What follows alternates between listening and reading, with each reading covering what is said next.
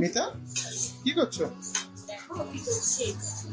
ও fantastic, কি লাগছে বলো? দারুণ। সবুজ গ্রিন গ্রিন। আমি বুঝে গেছি ধনিয়া চিকেন। ইয়েস।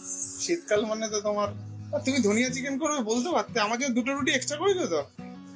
ওকে।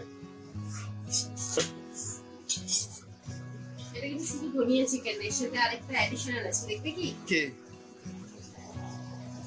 এটা? এটা দেখো। হচ্ছে ও গন্ধরাজ লেবু, গন্ধরাজ লেবু। ফাটাফাটি ধনিয়া আছে। চিকেন প্লাস গন্ধরাজ চিকেন।